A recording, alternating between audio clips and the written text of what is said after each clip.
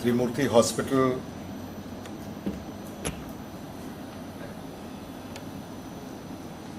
Doctor Shashikant कुकाले यांच्या पुढाकाराने नूतन robotic मशीनच्या उद्घाटन प्रसंगी ज्यांचे विचार आपण नुकतेच ऐकले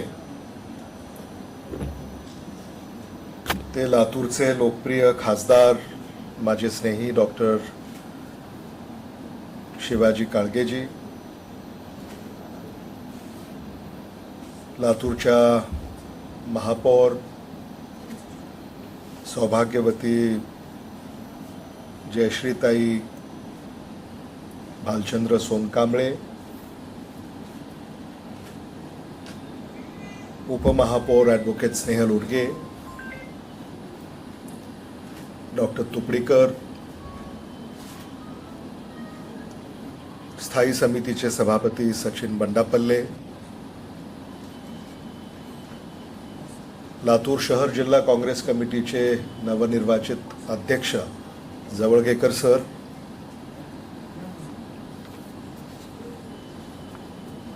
लातूर शहर महानगरपालिकेतील काँग्रेस पक्षाचे गटनेते विजय साबदे, डॉक्टर चिंतेजी, doctor Ashok Poddar, doctor Satish Deshmukh, doctor Shruti कोकालेजी, doctor Savita Tupdikar ji, doctor Vishrant Bharti, doctor Akshay Bhosale, doctor Ashish Sarvade, doctor Ashish Biradar, doctor Shashi Patil, doctor Nitin Yelikar, doctor Harshad Chipde, doctor Nagesh, doctor Patil, Balaji Muskawad, Vishnu Dhaygude, doctor Kukale व मित्रपरिवार, डॉक्टर बालाजी सोळंके, या प्रसंगी डॉक्टर शशिकांत कुकाले आणि त्यांच्या सगळ्याच सहकाऱ्यांना शुभेच्छा देण्यासाठी इथं उपस्थित असलेले लातूरातील प्रतिष्ठित नागरिक बंधू भगिनी, पत्रकार आणि मित्रांनो, डॉक्टर शशिकांत कुकाले यांचं मी सर्वप्रथम अभिनंदन करतो की त्यांनी लातूर येथे जागतिक दर्जाच्या वैद्यकीय सुविधा त्यांनी त्यांच्या रुग्णालयामध्ये लातूर आणि परिसरासाठी या ठिकाणी उपलब्ध केल्या आणि त्या आता सेवेसाठी रुजू झालेल्या आहेत. त्यामुळं हे असाधारण काम त्यांनी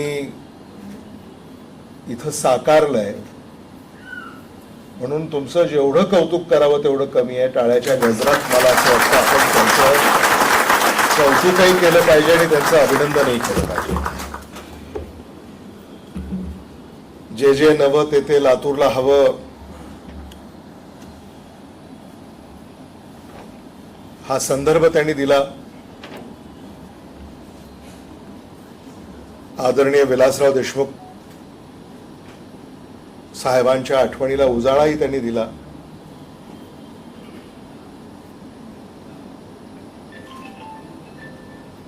आणि लातूरचंच हे वैशिष्ट्य आहे. लातूर नेहमीच, मी अनेकदा हे आपल्या पुढे मांडलंय की गुणवत्तेवर लातूरला नेहमी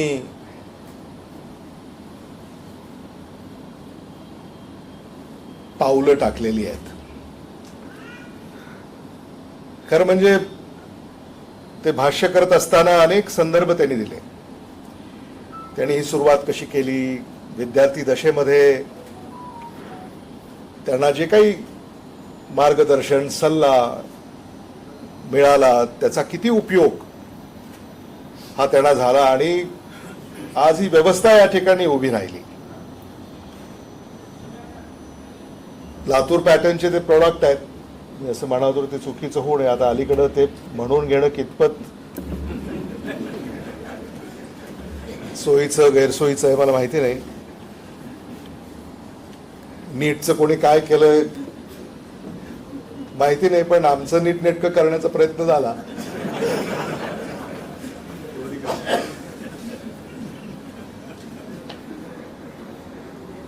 तुम्ही अलीकडे पाहिलंच की सगळं.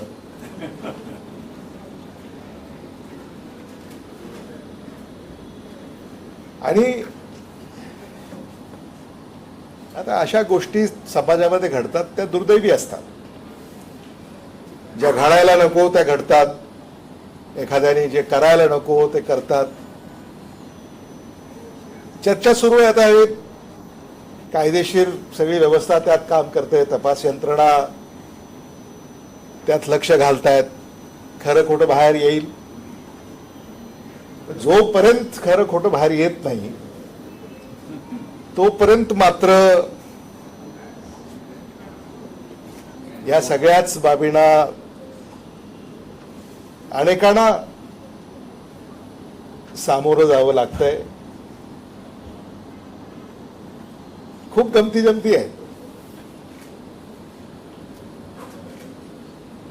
म्हणजे ही जेव्हा काही बातमी पसरली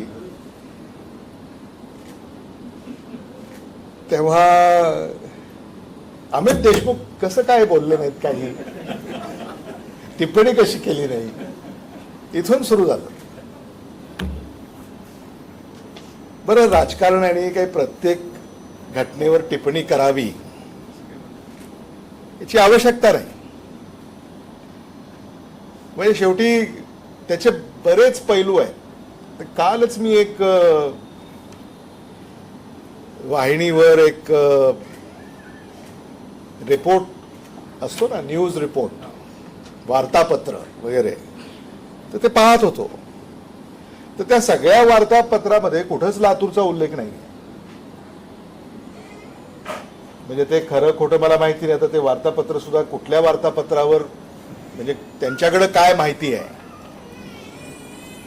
केरळमधून ते सिक्करमधून मग ते नाशिक, मग कोटा, मग आपल्याला इथं घडलं म्हणून इथं ज्या बातम्या आल्या इथं मग याची चर्चा होते. आणि मला असं वाटतं कोणी चुकीचं करत असेल तर त्याला काय कोणीही त्याचं समर्थन करणार नाही. याच्यामध्ये एकंदरीतच वैद्यकीय पेशा जो आहे लातूर येथील, याच्यावर सुद्धा प्रश्नचिन्ह उपस्थित करण्यात आले.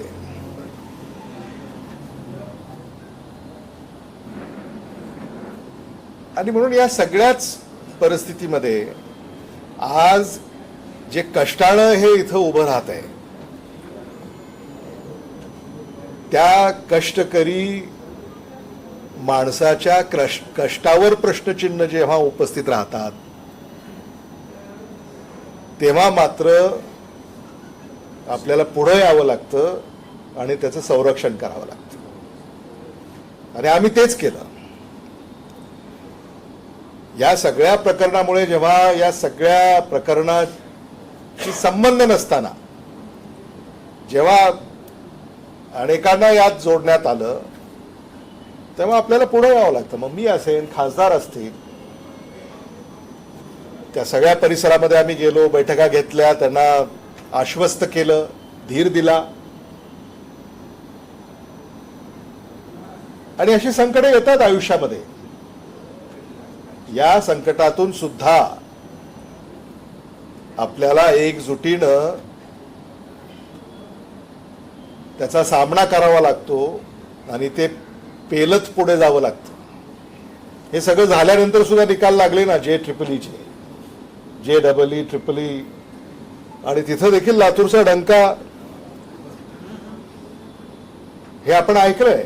आणि म्हणून गुणवत्ता जी आहे ती गुणवत्ता अशी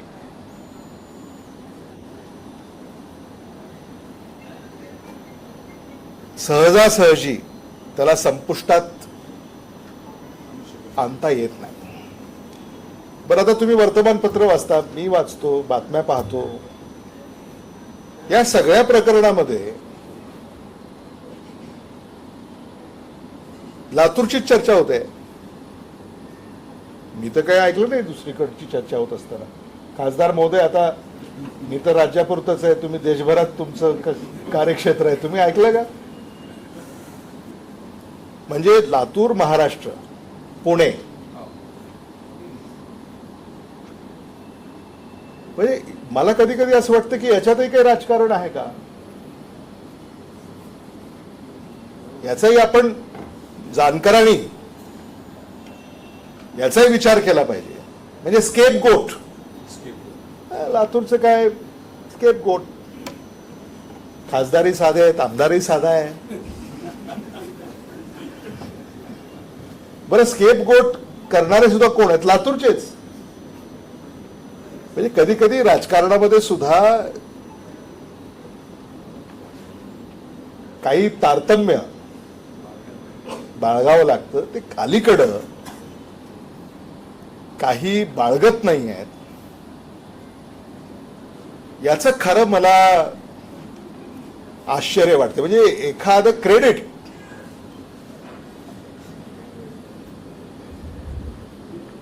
मी तर ऐकलं की काँग्रेसचा कार्यकर्ता आहे. ऐकलं आम्ही, तुम्ही पण ऐकलं असेल. आता ह्याच्यात काँग्रेस, भाजप, शिवसेना, राष्ट्रवादी काँग्रेस काय संबंध आहे? म्हणजे प्रत्येक ह्याला राजकारणाशी जोडायचं, मला असं वाटतं की हे कुठंतरी चुकीच्या दिशेनं काही राज्यकर्ते किंवा काही पुढारी जेव्हा वक्तव्य करतात ती बेजबाबदारपणाची असतात. बरं, ते बोलून जातात, पण त्याचं नुकसान कोणाला होतं त्याची कल्पना नाही. चहावाला आहे, पुस्तक विकणार आहे, वही विकणार आहे, ऑटो चालवणार आहे, हॉस्टेल चालवणार आहे, कॅन्टीन चालवणार आहे, मेस चालवणार आहे. आणि आपल्याला लातूरमध्ये मेडिसिन आणि एज्युकेशन, आता ही आपली आर्थिक वाहिनी आहे, हे कोणी नाकारू शकतं का? आपण कष्टानं एवढ्या पुढे आलो, कष्टाने आपण हे सगळं उभं केलं. आज रोबोटिक मशीन इथं लातूरमध्ये कार्यान्वित झालेली आहे, जी जागतिक दर्जाची आहे. नाही तर पुणे, मुंबई किंवा दिल्ली, हैदराबाद इथंच आपल्याला यासाठी जावं लागत असत. पण आज लातूरमध्ये अगदी कमी परवडणाऱ्या दरामध्ये जर ह्या सगळ्या व्यवस्था इथं उभं करतायत इथली भूमिपुत्र, तर मग अशा काळामध्ये मला असं वाटतं की सगळ्यांनी एकत्र येऊन पुढे आलं पाहिजे आणि त्याचा बचाव केला पाहिजे, किंबहुना त्याला सुरक्षा दिली पाहिजे. नाही तर पहिल्यांदा भूकंप आणि मग त्याच्यानंतर ते पाणी आणि पुन्हा आता हे पेपर फुटी.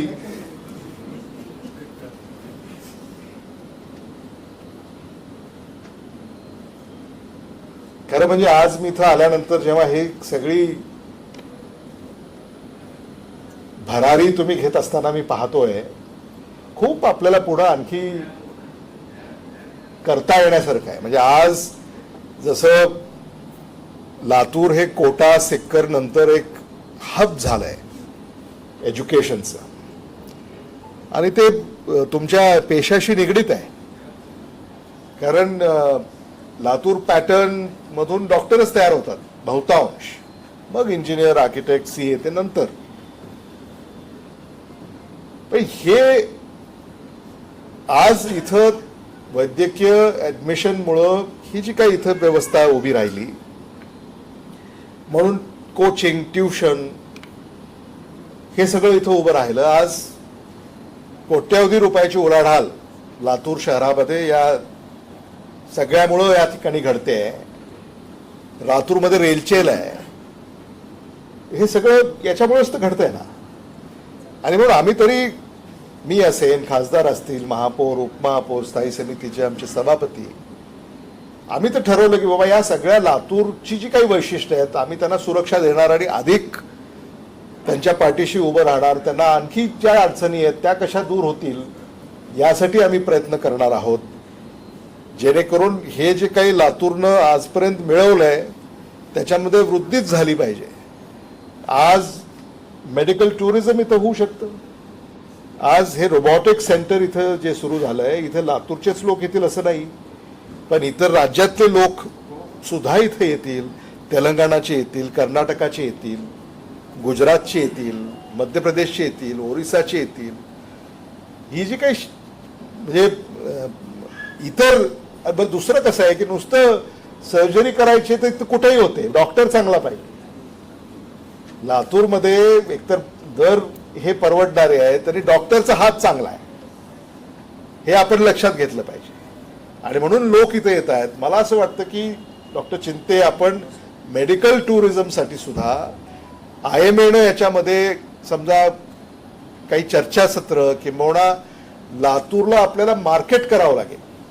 आज अनेक परदेशातले विद्यार्थी भारतात येत आहेत वैद्यकीय शिक्षणासाठी, मग वैद्यकीय उपचारासाठी लातूरला ते काय येऊन आहेत? पहिल्यांदा देशातले आले पाहिजेत, देशाबाहेरचे आले पाहिजेत.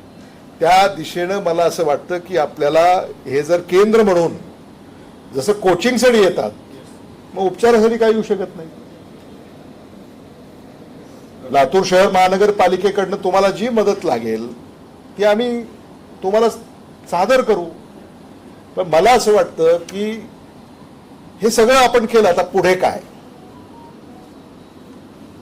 आणि म्हणून एक सामूहिक दृष्टिकोन किंवा कल्पना पुढे मांडून, आज नाही होणार, 10 वर्षांनी, 15 वर्षांनी, 20 वर्षांनी, हे काही लगेच होईल असं नाही. पण मला असं वाटतं की याला जर आपल्याला देशात आणि देशाबाहेर जर आपल्याला याचं मार्केटिंग करता आलं, लातूर शहर महानगरपालिका याचं मार्केटिंग करू शकेल. राज्याला ते बोलतील, केंद्राला ते बोलतील, आमच्याकडे एवढ्या व्यवस्था आहेत, एवढे बेड्स आहेत, आम्ही हे उपचार इथं करू शकतो. जेव्हा तुमच्याकडं लव असतो, म्हणजे पेशंटची संख्या कमी असते एखाद्या महिन्यामध्ये किंवा 3 महिन्यामध्ये, त्या देशामध्ये तिथून इथं येऊन जर ते उपचार करू शकत असले तर त्यांना ते उपचार लातूरमध्ये, मुंबईमध्ये येतात लोक, मिरजेला येतात, गुजरातमध्ये ते नडियाडला जातात. मग लातूरमध्ये आपल्याला या सुपर, आणि मला असं वाटतं की लातूरमध्ये जी ही काही मुलं आहेत, म्हणजे आता ती मुलं, वडील झाली, वडिला नाही, आता मुलं झाली, तो भाग वेगळा. पण हे जे काही लातूरची काही जी डॉक्टर्स आहेत, मला असं वाटतं की आज जगाच्या कानाकोपऱ्यामध्ये ते वैद्यकीय सेवा देत आहेत. इथलीच मुलं आहेत, ती परत आली नाहीत. ती जपानमध्ये आहेत, ती तायवानमध्ये आहेत, ती न्यूयॉर्कमध्ये आहेत, अनेक ठिकाणी आहेत. त्यामुळे हे जे इंटलेक्ट आपल्याकडे आहे ते इंटलेक्ट सुद्धा जर IMAनी, म्हणजे मला असं वाटतं की त्याचं सुद्धा तुम्हाला म्हणजे काय संघटित व्यासपीठ जर त्यांना करता आलं तर मला येणाऱ्या काळात IMAनी काय करायचं, म्हणजे तर ह्या सगळ्या गोष्टी IMAनी जर केल्या तर मला असं वाटतं. आता GMC आपल्याकडे आहे. माझा आपण मागे तर ऑर्गन ट्रान्सप्लांटेशन बद्दल सुद्धा बोललो. तर ह्या सगळ्या ज्या गोष्टी आहेत तिथं का होऊ शकत नाहीत, ते पुढाकार घेत आहेत, तिथं त्या झाल्या पाहिजेत. या सगळ्या ज्या व्यवस्था आहेत, म्हणजे हे लातूरनं जर पुढाकार घेतला, आणि मला असं वाटतं की हे जर आता डॉक्टर चिंते आपल्यासारखी माणसं याच्यामध्ये जर अशी काही पावलं जर तुम्ही उचलली तर मला असं वाटतं की येणाऱ्या पिढ्यांसाठी ते फार कल्याणकारी ठरेल. आज तुम्ही ती नीव रोवली तर उद्या समाजाचा तर त्याचा फायदा होईलच, पण मला असं वाटतं की डॉक्टरांचा सुद्धा त्याच्यात फायदा होईल. आपले खासदारच आता डॉक्टर आहेत, त्यामुळं ते तर वैद्यकीय क्षेत्रामध्ये जे दिल्लीहून आपल्याला आणता येईल ते आणण्याचा इथं सातत्यानं ते प्रयत्न करत असतात. पण मला म्हणजे त्यांनी सुद्धा यात जर लक्ष घातलं तर मला असं वाटतं की एक मॉडर्न इन्फ्रा या वैद्यकीय क्षेत्रामध्ये इथं उभं राहायला हवं अशी साधारणतः भावना मी या निमित्ताने या ठिकाणी व्यक्त करू इच्छितो. आणि मला असं वाटतं की याच्यामध्ये प्रचंड स्कोप आहे. आपण पूर्वी precaution is better than cure असं म्हणायचो. आता अलीकडे एक रिपोर्ट आम्ही वाचला, जेन झी म्हणजे हे जे प्रवास करतायत आता, they are travelling for wellness. 45% of travel in the world is for wellness. म्हणजे साईट सीइंग आता म्हणजे फारसं करतात लोक, पण वेलनेससाठी म्हणजे लॉन्जिबिलिटी, आपलं आयुष्य जे आहे पूर्वी तर फार कमी होतं. हा, पण ते कसं वाढत राहील, म्हणजे 67चं 75 कसं होईल, 85 कसं होईल. मी तर यांना म्हटलं हो हे म्हणजे गुडघे नीट राहावेत यासाठी काही सल्ला आहे का. मी तुमच्याकडे आलो होतो एकदा, स्पाईन सेंटरचं तुमचं उद्घाटन होतं, ते आणि मला वाटतं पुण्याहून आले होते लोक. हां, मग त्यांना बरं आम्ही काय कार्यक्रमाला गेलो की आम्ही काय विचारणार त्यांना. मी त्यांना म्हटलं बाबा हे पाठीचा कणा व्यवस्थित राहण्यासाठी काय करायचं.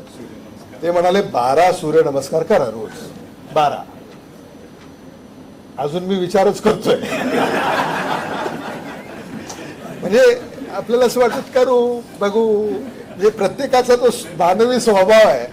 ते काय म्हणाले की 12 सूर्यनमस्कार जर तुम्ही केले तर तुमच्या पाठीचा कणा याला काही फार अडचण कधी येईल असं वाटत नाही. त्यामुळं 12 सूर्यनमस्कार करावेत. आणि आता याला काय करायचं मला माहिती नाही. ते म्हणाले की फूड इनटेक म्हणजे आहार सुद्धा, आहारातला जो काही समतोल आहे, अलीकडे काय झालंय की म्हणजे प्रत्येकाला एक नवं डाएट दर 2 तासाला मिळत असतं. म्हणजे सकाळी काय सांगतात ते ब्लॅक कॉफी घ्या, दुपारी 12 वाजता दुसरंच येतं. म्हणजे एवढी माहिती आता आपल्याकडे त्या हँडहेल्डमध्ये उपलब्ध आहे की आपणही गोंधळून जातो, नेमकं करायचं काय.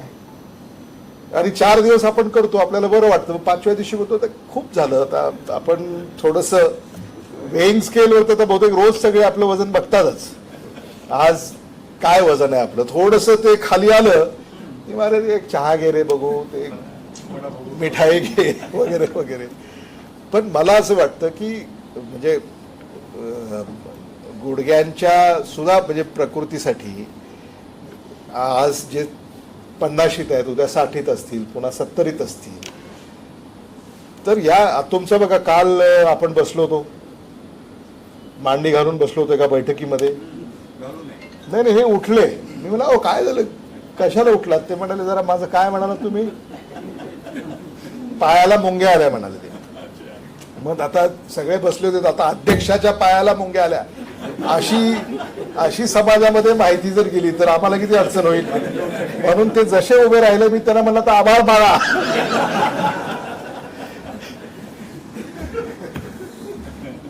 ते असे अनेक किस्से आपल्याला अनुभवायला येत असतात. पण खरंच डॉक्टर कुकाले, आपल्या सगळ्या तुम्ही हे सगळं तुमच्या मनोगतात सांगितलं असतं तर बरं झालं असतं की बाबा गुडघे कसे म्हणजे व्यवस्थित, निरोगी, स्वस्थ ठेवावेत. हे मला असं वाटतं की त्याच्यामध्ये आता आपल्याला जर माहिती असती किंवा माहिती असेल किंवा हे केलं तर हा त्रास आपल्याला होणार नाही. तर त्याही संदर्भामध्ये कधी कधी काय म्हणतात त्याला, ते नाही नाही तसं नाही, त्याच्यात ते हे असतं ना काय लिक्विड काय म्हणतात त्याला, फ्लुइड. तर ते फ्लुइड कमी झालं की मग ते झीज वाढते वगैरे. तर असं पण आम्ही ऐकलंय. हो ना. म्हणून मग ते फ्लुइड कमी होणार नाही वगैरे, ह्याच्यासाठी काय करावं. कधी कधी ते प्रोटीन इनटेक कमी होतं, काही लोक वीगन होतात, मग काही प्लांट बेस्ड डाएट करतात. काय म्हणजे त्याचे फायदे काय, तोटे काय. कोणी 2दाच जेवतं, कोणी एकदाच जेवतं. हा असं त्याच्यामुळं मला असं वाटतं की त्याच्यामुळं जर समतोल नाही राखला तर मग प्रकृतीत म्हणजे बिघाड होतो का. आता आमचे आजोबा, आम्ही म्हणजे ते त्यांचं जी काही दिनचर्या होती ती आम्ही पाहिलेली आहे. आणि he was more than 85 years old, led a long life. त्यामुळं म्हणजे कुठलं म्हणजे काय म्हणतात त्याला, एक गुपित कोणाला चालेल काहीच सांगता येत नाही. त्यामुळं मला असं वाटतं की एकंदरीत सगळ्याच म्हणजे लॉन्जिव्हिटी हा जो काही प्रकार आहे, म्हणजे एक तुम्हाला उपचार आवश्यक असतील तर ते देण्यासाठी हे रुग्णालय आहेच. पण जसं तुम्ही त्यांना मेंटेनन्स सांगता, जे पेशंट तुमचे सर्जरी झाली तुम्ही त्यांना सांगता व ह्या काळजी घ्या, त्यामुळे आम्हालाही जाताना डॉक्टर काळगेला आम्हाला हे सांगा की म्हणजे नाही तर आमच्याकडे काय तुम्ही नी रिप्लेस करता तुमच्या रुग्णासाठी, तर ते चांगलंच आहे नी रिप्लेसमेंट. आणि अनेक आता आपल्याही घरामध्ये आमच्या आत्या मावश्या यांच्या नी रिप्लेसमेंट झालेल्या आहेत, पुण्याला झालेल्या आहेत, मुंबईला झालेल्या आहेत. आता ते काही म्हणजे उलट असं म्हणतात की ती नी रिप्लेस केल्यानंतर आणखी एक 20-1 वर्ष तरी काही अडचण येत नाही. आणि हां, त्याच्यात आणखी ते त्याच्यामध्ये म्हणजे it's as good as a new नी. त्यामुळं आज ते लातूरला होते. डॉक्टर पोदार तुम्ही काही सुरू केलेलं दिसत नाही. ते तुमच्याकडं सुरू केलंय का? तसं नाही, तुमच्याकडे आहे का हे रोबोटिक नसेल? हां तेच तेच हां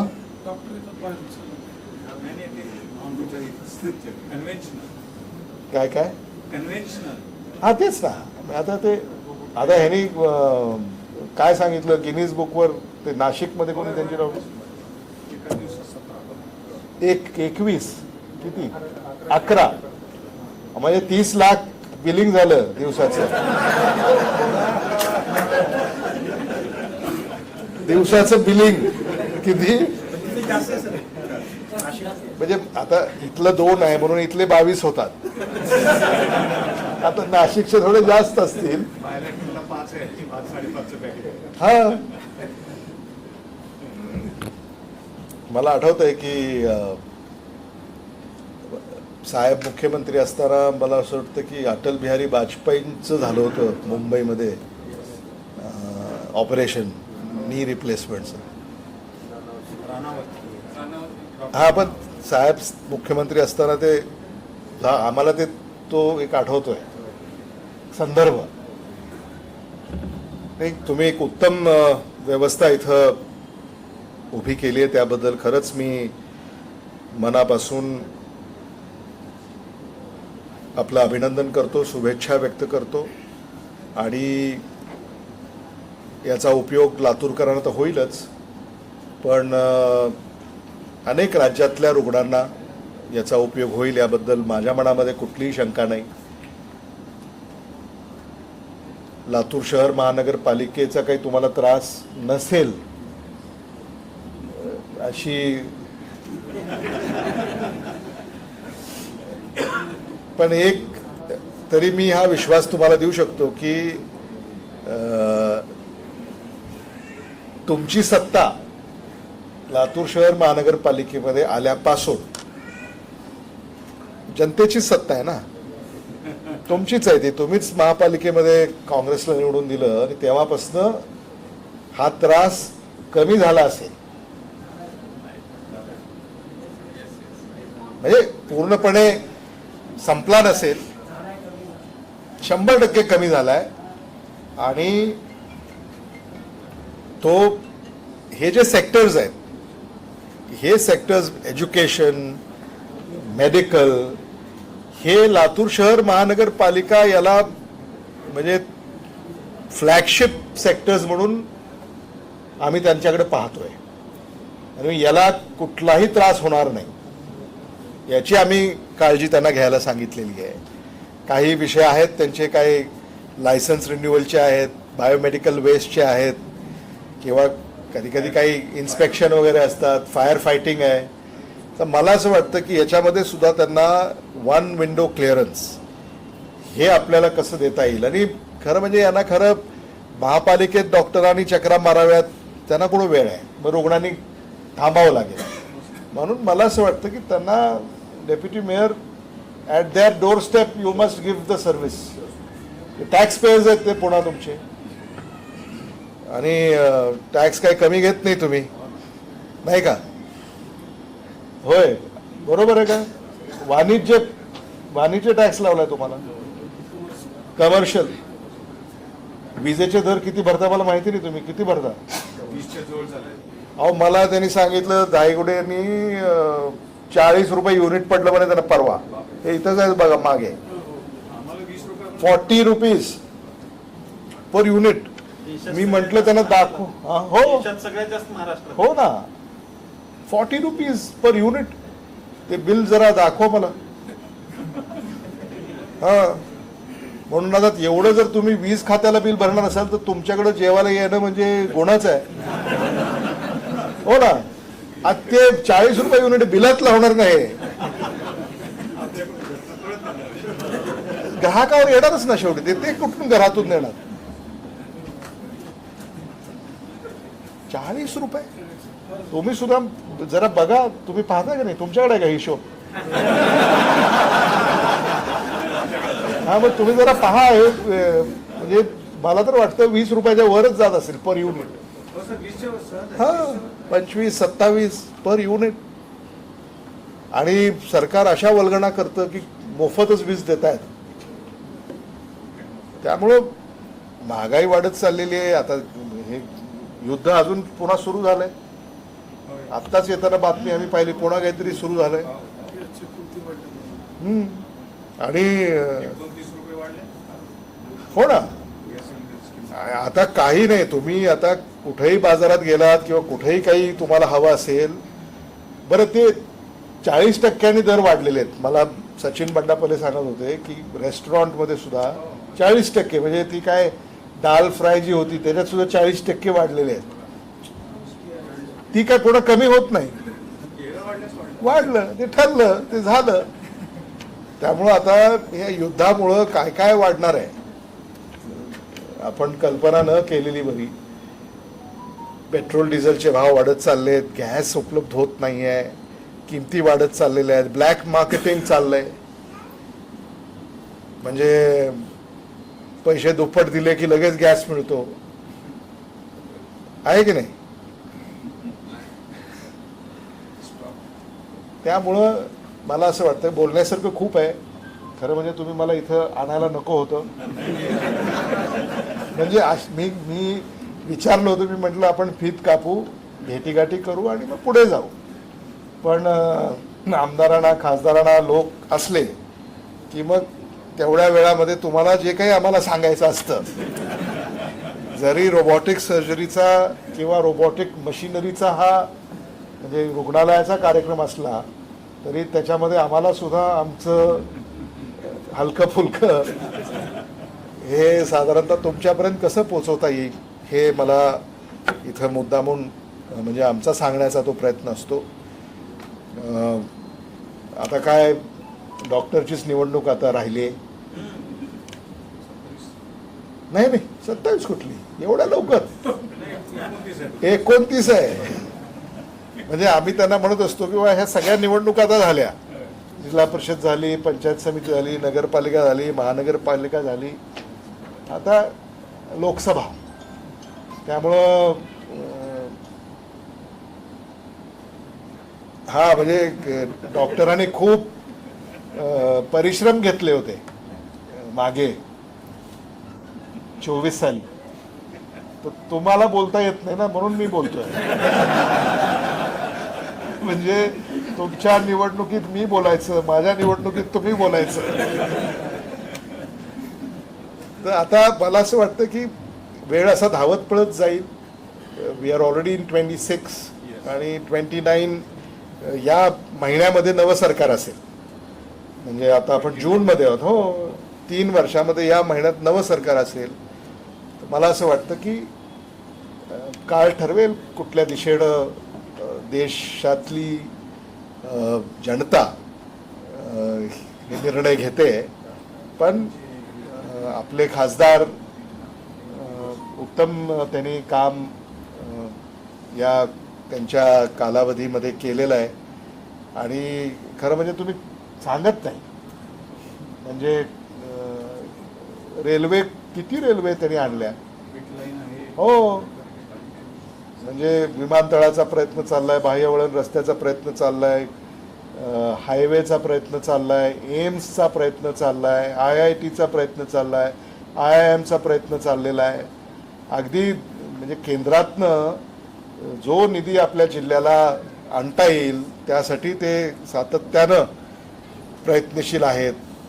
आणि मला असं वाटतं की आता या सगळ्याच येणाऱ्या काळामध्ये आपल्यालाही लोकांपुढं हे मांडावं लागेल की खासदारांच्याकडनं म्हणजे काय त्यांचा दृष्टिकोन किंबहुना दृष्टी ही लातूरसाठी आहे. हे मला असं वाटतं की ते पूर्वीचे खासदार बोलतच नव्हते, आणि नाही का, हा नाही, ते आम्ही नाही बोलू शकत. गावाला होता ना, त्यामुळे एक लातूरला एक उत्तम खासदार आपल्याला लाभलेले आहेत. आणि तुमचे आशीर्वाद असेच त्यांच्या पाठीशी असावेत. ही एक, कारण डॉक्टरांचा कार्यक्रम असल्यामुळे हे मुद्दामून इथं मी मांडलं पाहिजे असं मला वाटतं. यापेक्षा अधिक भाष्य करायची आवश्यकता आहे असं मला स्वतःला वाटत नाही. कोकाले कुटुंबीयसुद्धा त्यांचे मी अभिनंदन करतो, त्यांना शुभेच्छा व्यक्त करतो. आणि आणखी येणाऱ्या काळामध्ये आपल्या हातून उल्लेखनीय काम घडो अशाच शुभेच्छा या निमित्तानं आपल्याला मी देऊ इच्छितो. मी माझ्या शब्दांना विराम देतो. धन्यवाद. जय हिंद, जय महाराष्ट्र.